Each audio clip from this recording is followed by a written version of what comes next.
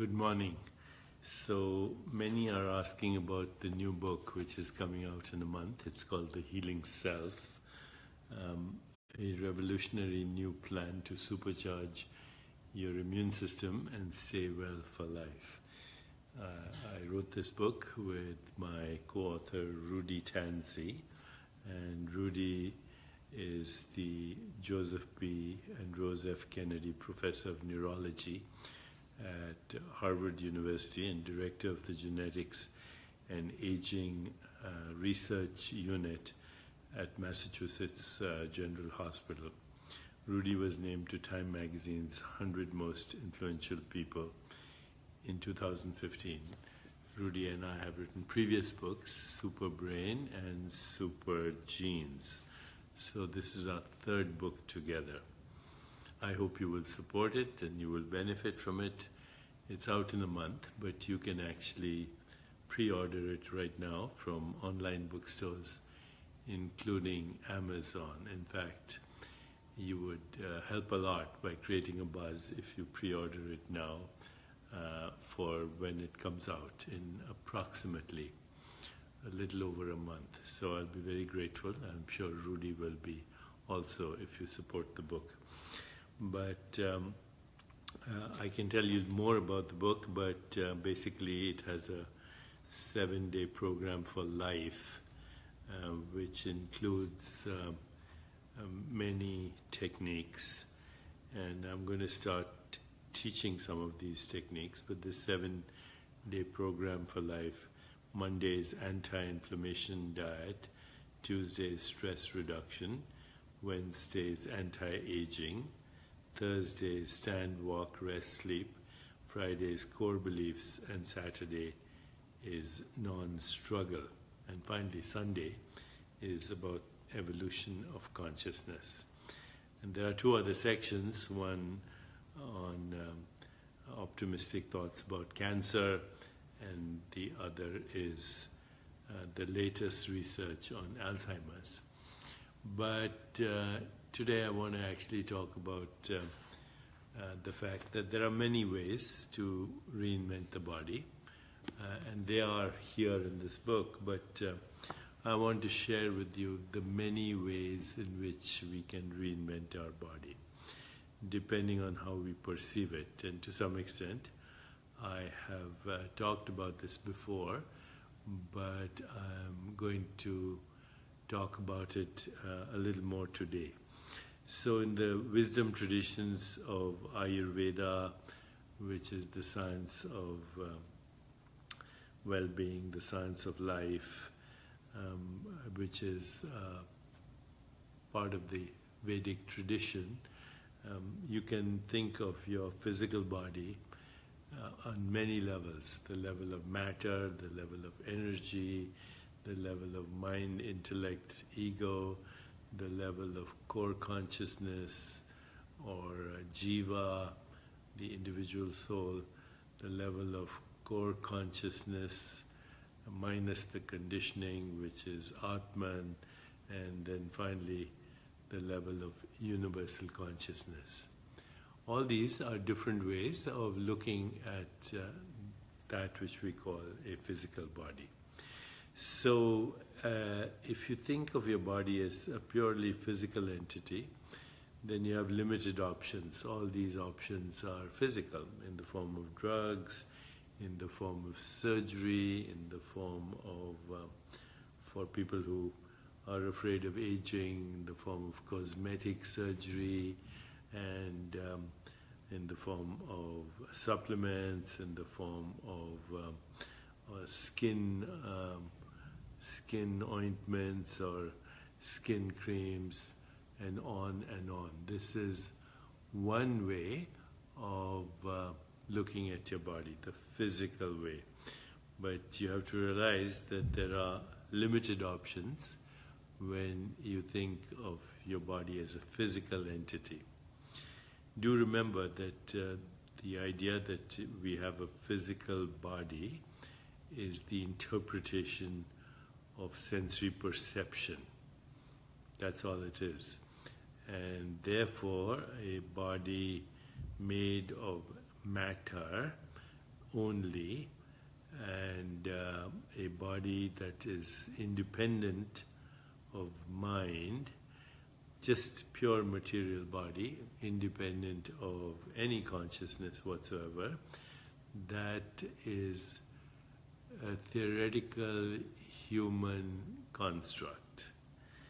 And ultimately it's a superstition, because the only way you can know the body is through your mind.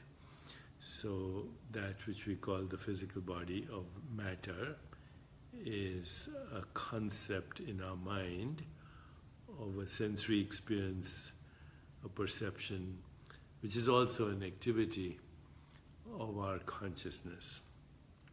So whilst the idea of a material body independent of awareness or consciousness or mind is a useful construct for doing science, it is really not based on a deeper understanding of reality, which is that matter is a human construct for an experience, and the experience is sense perceptions in awareness.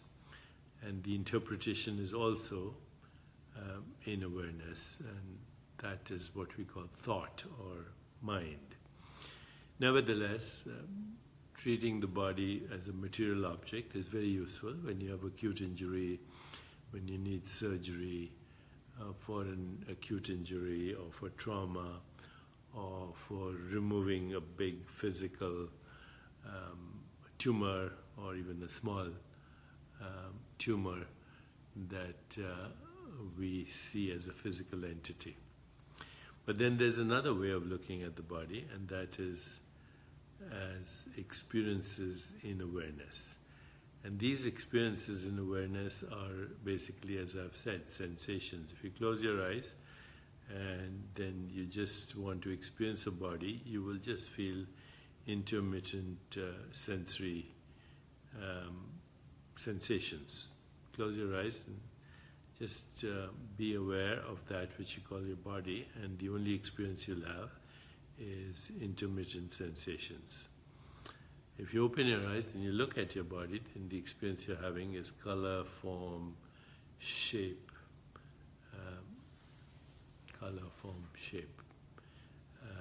That's the visual experience of the body. You can have an auditory experience of the body. You can have a experience of fragrance and smell and taste of the body. And all this is basically also the experience of the body. And then by listening to the sensations and feelings and images and sensations and sense perceptions that arise as a result of listening to the body, by listening to them and responding accordingly to which sensations should I cultivate in terms of comfort and which should I avoid in terms of discomfort.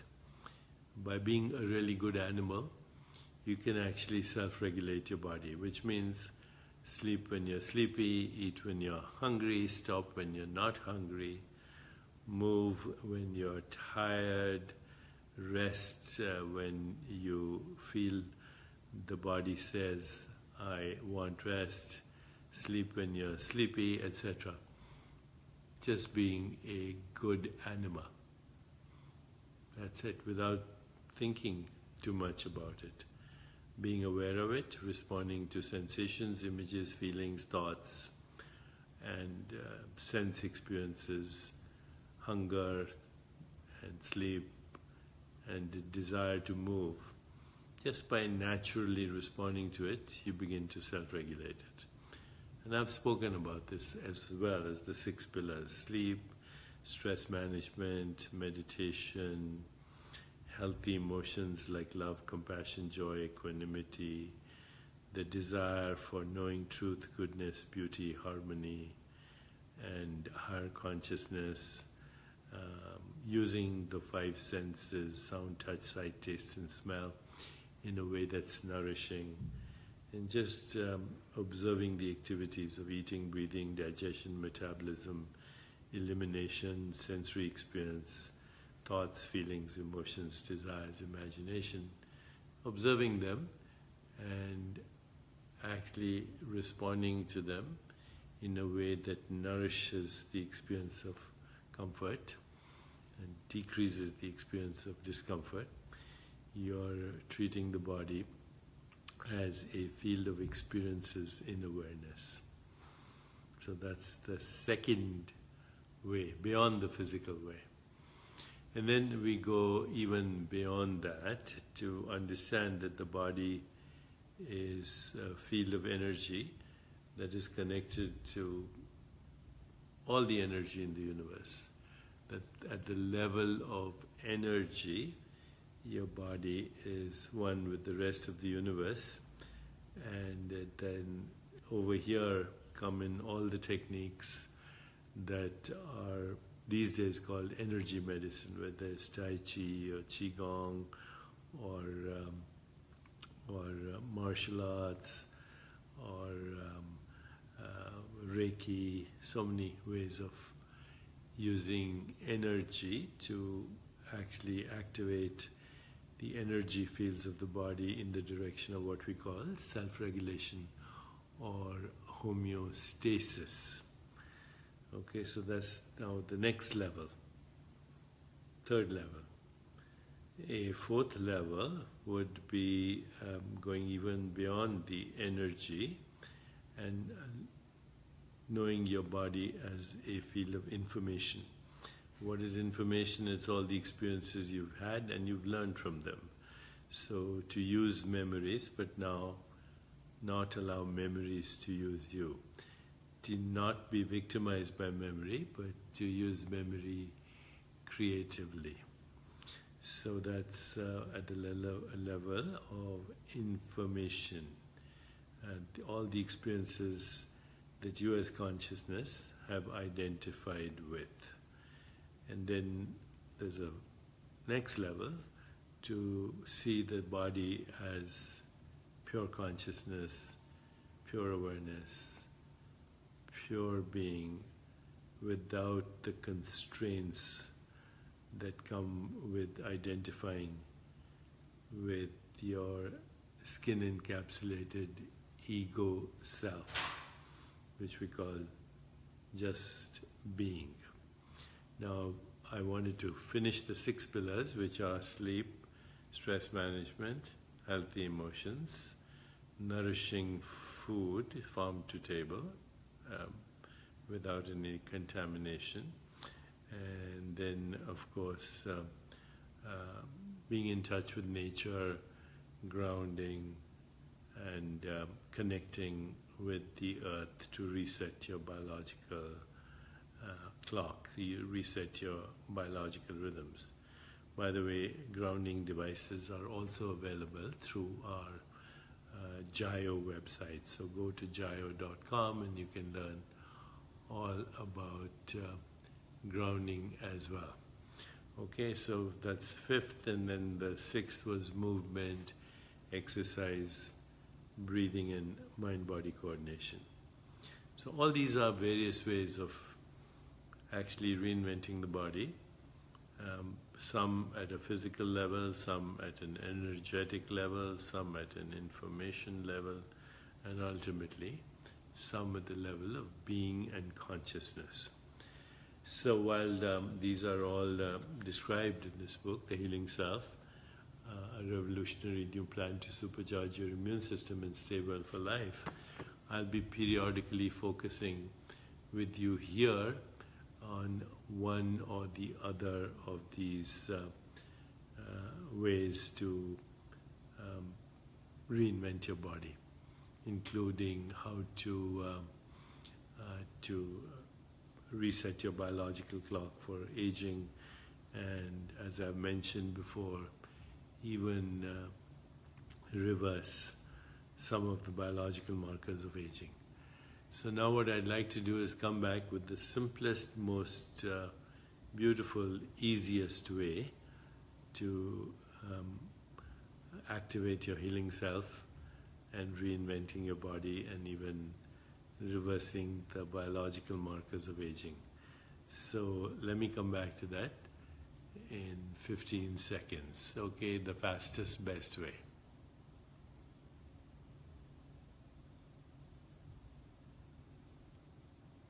So I'm back here.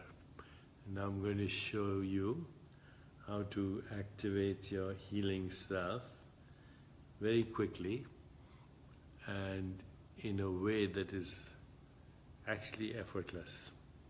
Okay, we're going to use a little imagery here. So wherever you are right now, sitting, do the following. Think of your mind somewhere here, inside here. Think of your mind, it's a metaphor. Your mind is somewhere here in what we call the brain. Okay, so now just follow my instructions. Have the image that you're holding your mind here, okay? You're holding your mind here and then you're taking it out and you're putting your mind somewhere on the floor next to you. So take your mind, put it on the floor somewhere next to you. At some point, when this exercise is over, you can pick up your mind and put it back. Okay, so let's do it right now. Take your mind here and put it right next to you on the floor.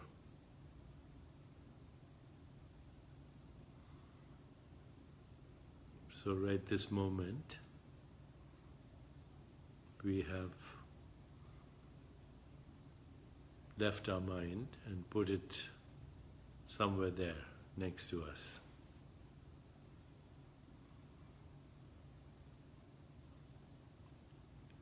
And without this mind, which is somewhere there, all that's left is being. Being is presence.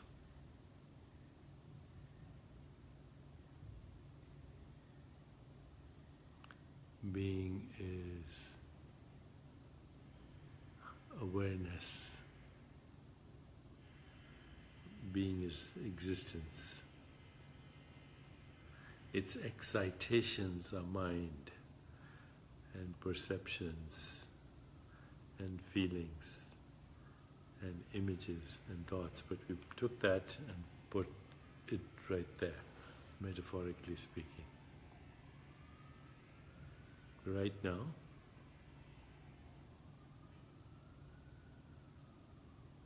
be aware as being.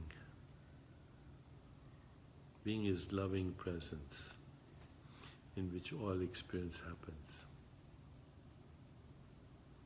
So just be.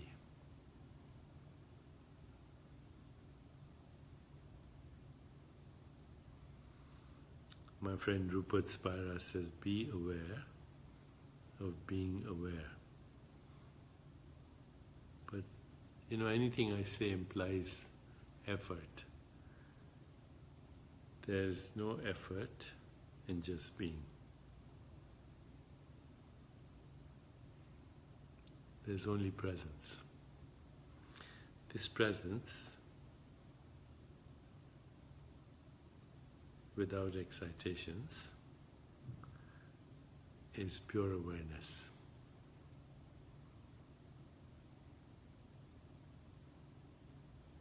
It's also the silent witnessing of all there is. So, as another great teacher, Nisargadatta Maharaj, said, just be a silent witness and then be aware of that which is aware of the silent witness. And there's nothing to do. This is what is called the pathless path. There's no thinking involved, no feeling, nothing to say, nothing to do. Now, of course, I'm saying right now, because I have to use words to communicate with you.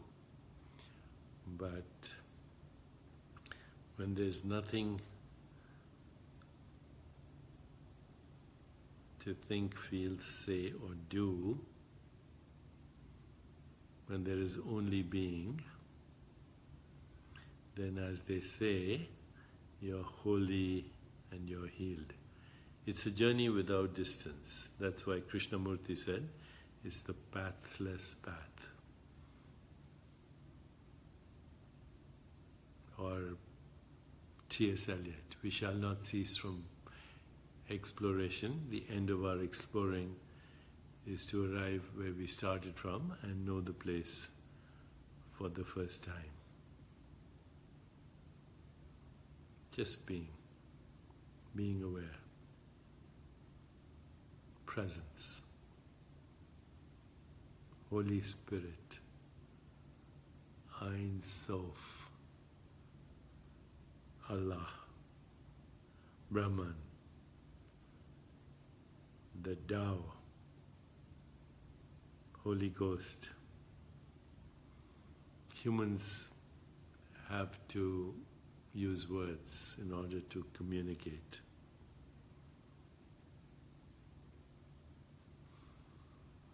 Who you are is nothing perceivable or conceivable. As soon as it's conceivable,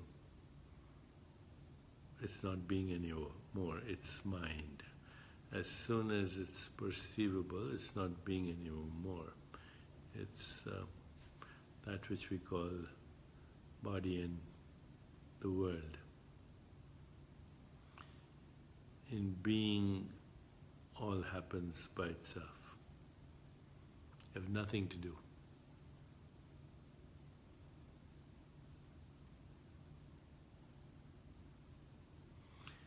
And here there is healing, there's self-regulation, there's homeostasis, there's a drop in inflammation, there is reinvention of the body, reinventing the body, because you have actually resurrected the memory of self being, which is always overshadowed. The seer is always overshadowed by the seeing and the scenery. But just being is to know yourself as the seer. Inconceivable, not perceivable, but experiencing itself in the world of duality as both the subject and object of experience. So in a way it takes a long time to explain this, but this is what healing is. This is what healing is. Healing, wholeness, it's the return of the memory of wholeness, being who you are.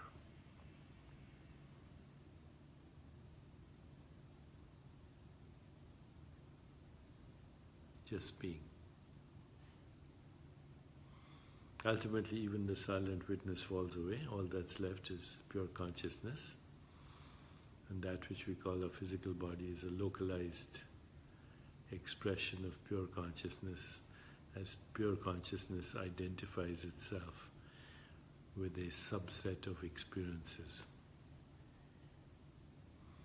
So I can talk more about this, and I will, but being, awareness, existence, Chit or Sat, truth, Chit, Ananda, a ground state of existence and also awareness of existence. And this is the vastest, easiest way to restore homeostasis. Okay? Being. Ramanan Dikshit says, Aham Brahmasmi. Yes. I am the universe. Tattvamasi. I am that, you are that. All this is that. That alone is. So, being knows itself as experience.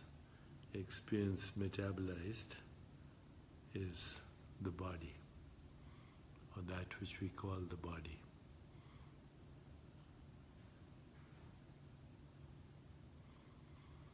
And that which we call I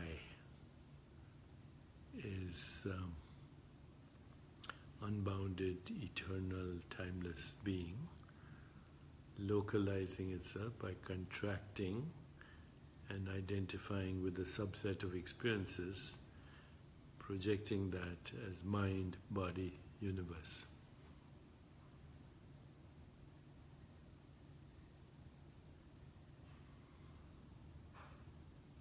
Being is who you are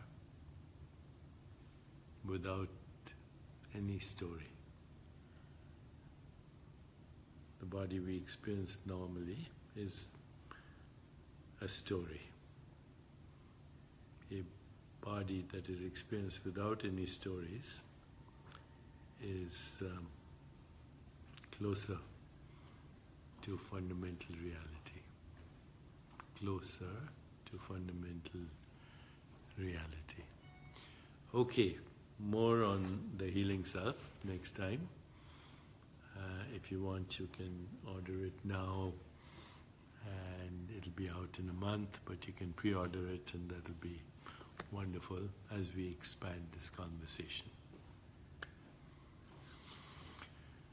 Elizabeth Alvarez Ortiz says, I am love. Yeah, love is ultimate truth at the level of being as well.